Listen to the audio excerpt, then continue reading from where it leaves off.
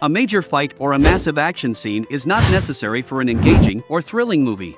In fact, more often than not, the most compelling movies, or elements of movies, come from going internally for sources of conflict, since these might seem more authentic and familiar to viewers than any gunfire or chase.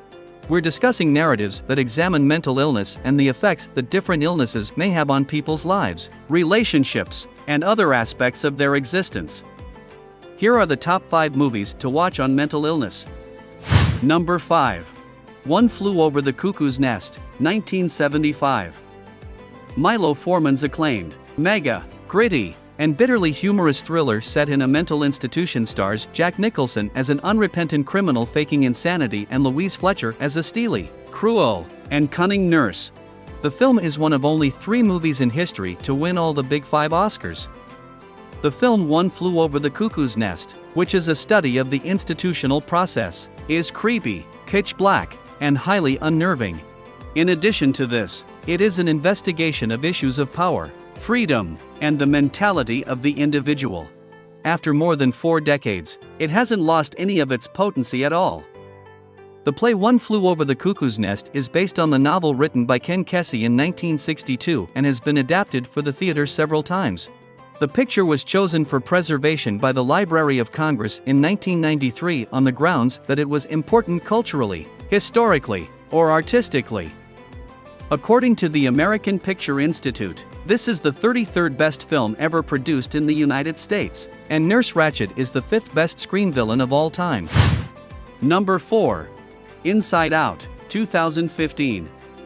Disney/Candy Colored Pixar's work about the feelings inside a young girl's head might be the studio's most persistent tearjerker to yet. It is far more kid-friendly than Melancholia, but it is not one bit less masterful or lovely. And every one of those tears is well-deserved. The bottom result is that Inside Out performs a better job of nuanced and graceful storytelling than the majority of live-action prestige dramas intended only at adults. And it joyously reminds us that experiencing sadness and pain is a necessary component of living a full life. After it was first shown, Inside Out quickly established itself as a valuable resource for mental health professionals working with clients of all ages and stages. Number 3. Melancholia, 2011. Depression, that dark cloud that hangs over one's head, does not lend itself particularly well to the movie medium. There have been a few movies that have been successful in portraying depression on the big screen, but none of them have done it as purely and spectacularly as Lars von Trier's science fiction drama about 2 sisters starring Kirsten Dunst and Charlotte Gainsbourg. In the film, one of the sisters is about to get married, and at the same time, a planet called Melancholia is about to collide with Earth, bringing about certain destruction. The operatic Melancholia is sumptuous and horrific in equal measure, and it does not simply demonstrate jaw-dropping directorial audacity. It also includes one of the most titanic cinematic performances so far this century, which is delivered by Dunst. It's possible that the eyebrow-raising controversies that surrounded the film's presentation at Cannes are the reason why it was completely excluded from Oscar consideration.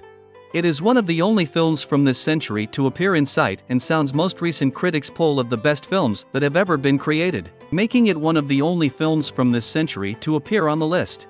If you've watched Melancholia, you know that the movie's closing shot, which is beautiful, beautifully terrifying, and fantastic in the most fear-based sense of the term, is simply difficult to forget. Number 2. Ordinary People, 1980. Robert Redford's drama about an affluent Chicago family devastated after the accidental death of their kid addresses challenging issues including post-traumatic stress disorder and survivor's guilt. The film is considered a turning point for the portrayal of psychotherapy in film. After Buck's accidental death and Conrad's attempted suicide, the upper-middle-class suburban Chicago Jarretts are striving to go back to normal. After returning home from a 4-month psychiatric hospital, Conrad feels alienated from his friends and family and sees Dr. Berger. Berger discovers that Conrad caused Buck's sailing disaster. Conrad sees his psychiatrist for PTSD. Calvin, Conrad's father, strives to understand his wife and son. Beth, Conrad's mother, suppresses her grief to be calm and heal her family. She seems to have loved her older son more and turned cold toward Conrad after the suicide attempt. She strives for perfection and normalcy. Dr. Berger helps Conrad manage his emotions instead of controlling them. He dates Janine, a fellow student, who helps him restore optimism. Conrad strives to reconnect with his parents and classmates. He won't let anyone, especially Beth, close. Beth makes repeated cautious appeals to Conrad for normality, but she ends up frigid toward him. Calvin referees mother-son arguments, usually siding with Conrad to avoid pushing him over the brink. Near Christmas, Conrad screams at Beth for not wanting to take a photo with him in front of his grandparents. Beth realizes Conrad lied about his after-school activities. In a heated confrontation, Conrad points out that Beth never visited him in the hospital, saying she would have come if Buck was in the hospital. Beth says, Buck never would have been in the hospital. Calvin confronts Beth about her attitude when visiting Beth's brother in Houston. When Karen, his psychiatric hospital buddy, commits suicide, Conrad is devastated. Dr. Berger's breakthrough session helps Conrad forgive himself for Buck's death and accept his mother's frailties. Calvin confronts Beth emotionally one last time after Conrad's adoration is rejected. He doubts her ability to love. Beth packs and returns to Houston, stunned. Calvin and Conrad reconcile their father-son love in their new family arrangement. Mary Tyler Moore deserves a lot of credit for a very courageous performance in which she completely abandons the likability that has become her trademark. In this role, she portrays a mother who is apparently unable to love her child, and possibly even anybody else. It was Robert Redford's first time directing a film, and it ended up winning 4 Academy Awards, including Best Picture, Best Director, and Best Supporting Actor. A fun fact is as follows. Screenwriter Alvin Sargent created Spider-Man 2 for director Sam Raimi 24 years after he received an Academy Award for his work on the film Ordinary People.